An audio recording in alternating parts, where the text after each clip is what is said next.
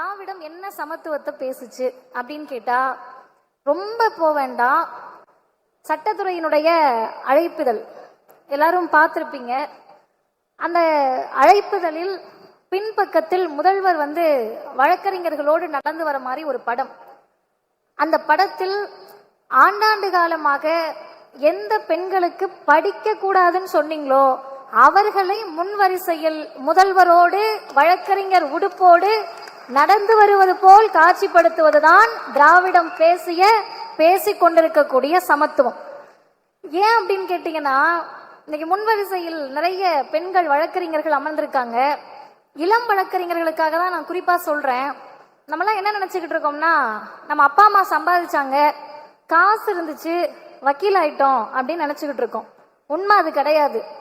1870 இருந்து 1918 வரை ஒரு 48 ஆண்டு காலம் மொத்தமா எத்தனை பேர் வழக்கறிஞர் பிஎல் பட்டம் படிச்சிருக்காங்க அப்படின்னு கேட்டீங்கன்னா 3651 பேர்.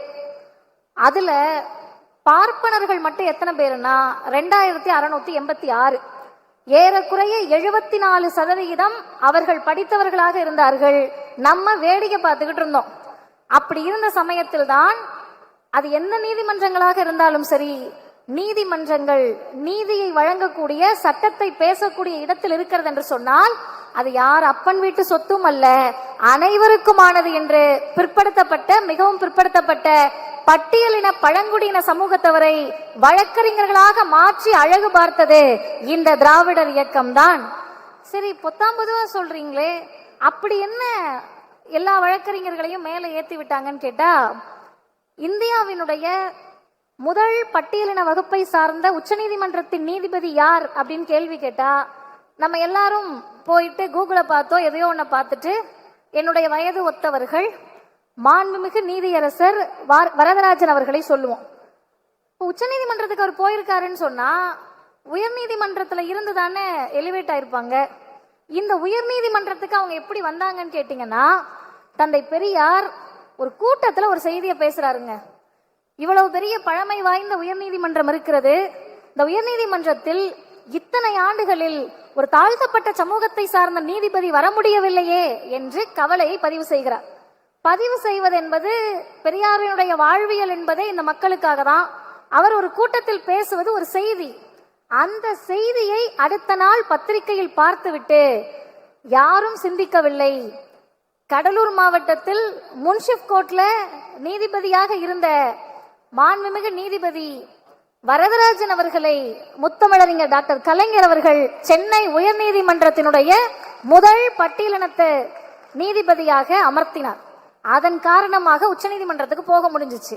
அப்ப எளிமையாக பாதை இருக்கிறது, நடந்து போங்க அப்படின்னு இன்னைக்கு நம்ம நடந்து போயிட்டு இருக்கப்ப நமக்கு பின்னாடி இருந்து கேள்விகள் வருது.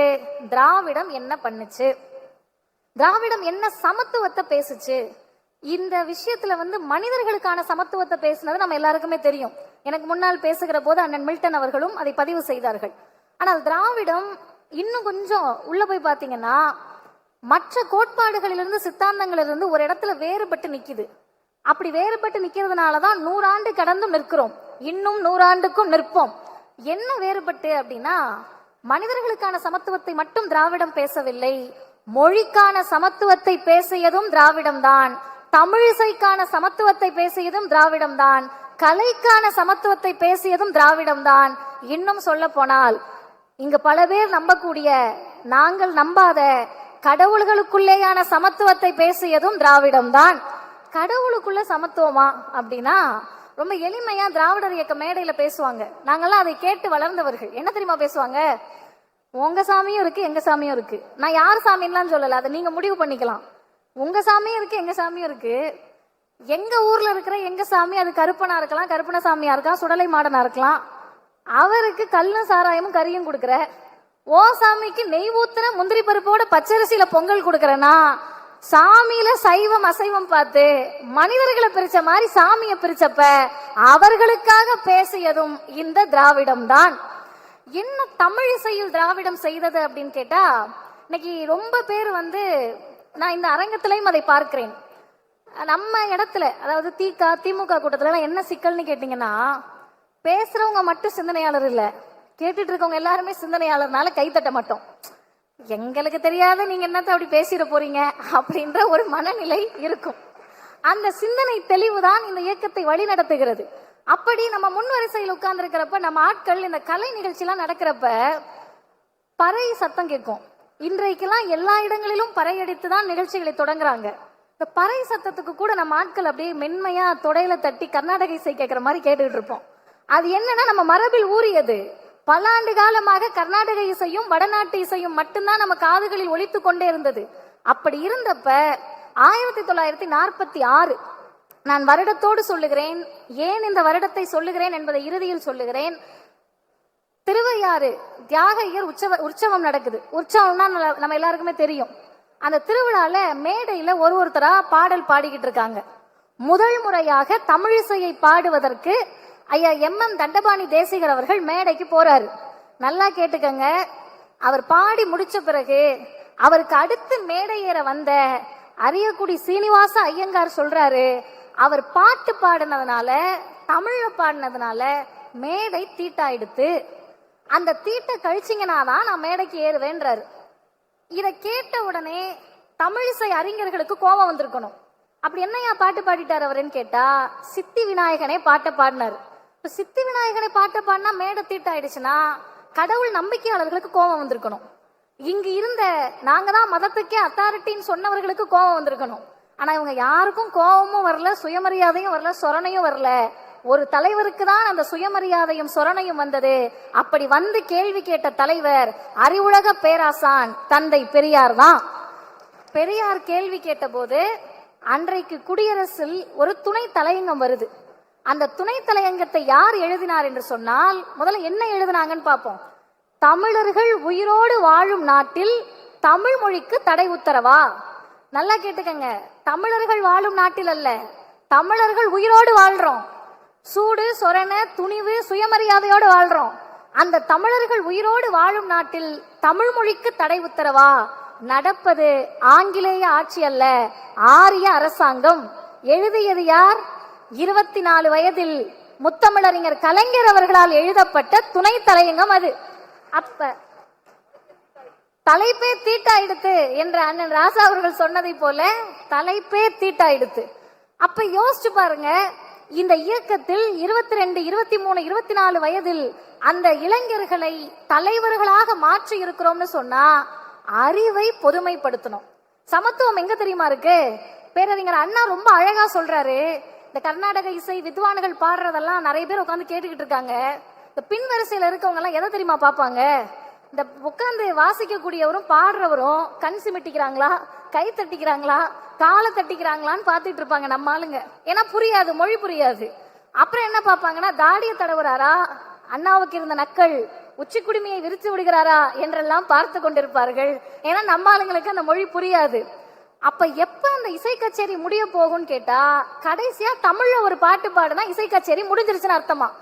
அப்படி அண்ணா ஒரே வார்த்தையில் கேட்டார், முன்வரிசையில் இருப்பவர்களுக்கு மட்டுமே அது புரிந்தது. ஆனால் வரிசை முன்வரிசையோடு முடிவதில்லை. இதைவிட சமத்துவத்தை ஒரே வரியில் சொல்லிவிட முடியுமா, சிந்தித்து விட முடியுமா? பேசக்கூடியவர்கள், எழுதக்கூடியவர்கள், சட்டம் இயற்றக்கூடியவர்கள் முன்வரிசையை பார்த்து மட்டும் சட்டம் இயற்றாதீங்க.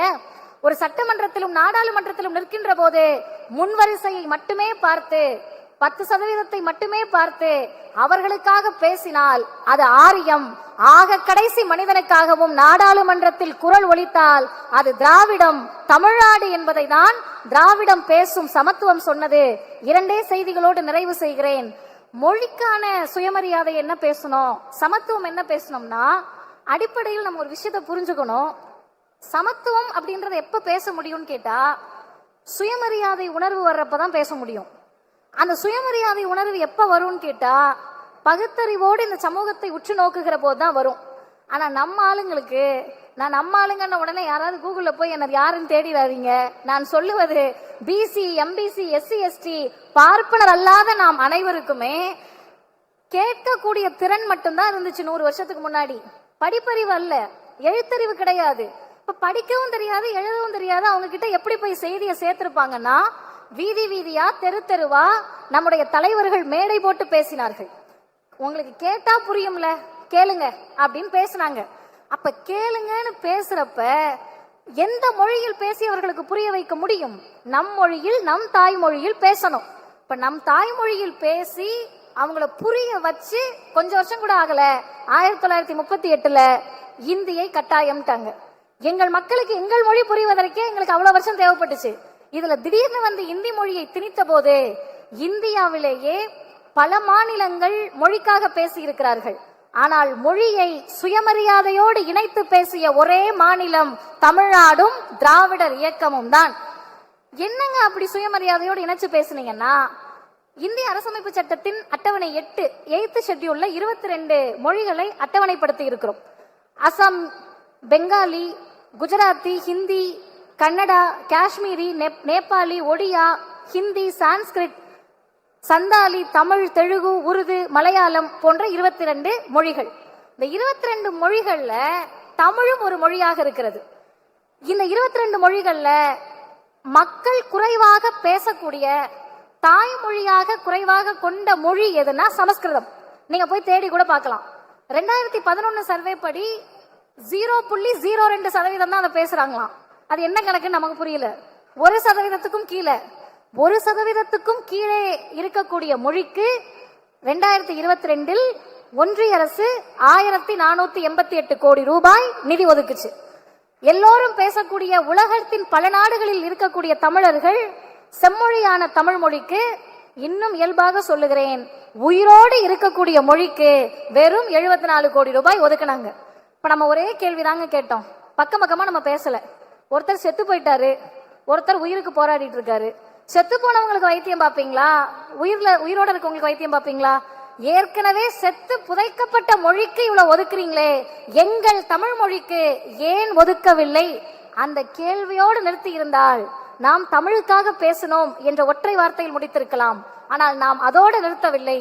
அட்டவணையில் இருக்கக்கூடிய 22 மொழிகளில் ஏன் சமஸ்கிருதத்தின் மீது மட்டும் உங்களுக்கு பாசம் என்று இந்தியாவில் இருக்கக்கூடிய அனைத்து மொழிகளுக்கும் சேர்த்து பேசியதால் தான் திராவிடம் சமத்துவத்தை தான் பேசுகிறது என்று சொல்லுகிறேன். இறுதியில் ஒற்றை செய்திதான். அருமை தோழர்களே, சமத்துவமா இருக்கிறதா எல்லாரையும் ஒன்னா பாக்குறது அப்படின்னு நிறைய பேர் சொல்லுவாங்க. ஆனா இந்த இயக்கம் மாத்தி சொல்லுச்சு. தந்தை பெரியாரும் பேரறிஞர் அண்ணாவும் முத்தமிழறிஞர் கலைஞரும் இன்றைய முதல்வரும் அதை மாத்தி சொன்னாங்க. இப்ப எல்லாருக்கும் ஒரே மாதிரி இருக்கிறது சமத்துவம் இல்லையா? இல்ல. இங்க எல்லாரும் ஒன்னா இல்ல. 4 தலைமுறையாக படித்தவர்களும் முதல் தலைமுறையாக வழக்கறிஞராக வருபவரும் எப்படி ஒரே தட்டுல வச்சு பார்க்க முடியும்? அதைதான் இந்த இயக்கம் சொன்னது. Unequals cannot be treated as equals. சமமற்றவர்களை சமமாக நடத்த முடியாது. அன்ஈக்குவல்ஸ் அப்படின்னு சொல்லக்கூடிய சமமற்றவர்களை நீங்கள் சமத்துவமாக நடத்த நினைத்தால் அதுவே மிகப்பெரிய சமத்துவமின்மைதான். அதுவே மிகப்பெரிய அன்ஈக்குவாலிட்டி தான். நீங்க 69% இடஒதுக்கீடு வச்சிருக்கீங்க. எங்க தாத்தா அமெரிக்கால இருக்காரு, எங்க பாட்டி அமெரிக்கால செட்டில் ஆயிட்டாங்க, எங்க அப்பா இங்க பேங்க்ல வேலை பார்க்கறாரு, எங்க பையன் தாத்தா பாட்டியோட அமெரிக்கால டாக்டர் படிக்கிறாரு அப்படின்னு சொல்லிட்டு 10% இடஒதுக்கீடை கேட்டால் 4 தலைமுறையா தாத்தாவுக்கு எழுத்துனா என்னன்னு தெரியாது, அப்பா அம்மாவுக்கு படிப்புனா என்னன்னு தெரியாது. நாங்க தான் படிச்சு வரோம்னு சொன்னா இருவரையும் ஒரே தட்டில் வைத்து பார்ப்பது சமத்துவமின்மை. யாருக்கு எது தேவையோ அதை முதலில் தருவதுதான் சமத்துவம். அந்த சமத்துவத்தை தான் இந்த திராவிடம் பேசியது. உங்களுக்கு இளம் வழக்கறிஞர்களுக்கு புரியக்கூடிய மொழியில் சொல்லுகிறேன். எறும்பு கடிச்சிருச்சுன்னு ஒருத்தர் டாக்டர்கிட்ட போறாரு, இன்னொருத்தர் சளி காய்ச்சல்னு போறாரு, இன்னொருத்தர் காலு வலி மூட்டு வலின்னு போறாரு, இன்னொருத்தர் விபத்துக்குள்ளாகி ரத்தம் சொட்ட சொட்ட ஹாஸ்பிட்டலுக்குள்ள வராரு. டாக்டர் ரொம்ப சமத்துவவாதி. நான் எல்லாரையும் ஒரே மாதிரி தாங்க பார்ப்பேன். எறும்பு கடிச்சவர் தான் வந்தாரு, அவருக்கு ட்ரீட்மெண்ட் கொடுத்துட்டு தான் ரத்தம் சொட்ட சொட்ட வந்த உனக்கு கொடுப்பேன்னு சொன்னா அது ஆரியம். முதலில் ரத்தம் சொட்ட சொட்ட வரக்கூடிய கல்வி மறுக்கப்பட்ட, வேலை வாய்ப்பு மறுக்கப்பட்ட, படிப்பு அந்தஸ்து என்று அனைத்தும் மறுக்கப்பட்ட அந்த சமூகத்திற்கு முதலில் தந்துவிட்டுதான் உனக்கு தருவேன் என்று சொன்னால் அதுதான் திராவிடம் பேசிய சமத்துவம். அந்த சமத்துவத்தின் பாதையில் நடப்போம். வாய்ப்புக்கு நன்றி, வணக்கம். மாநாடு வெல்லட்டும்.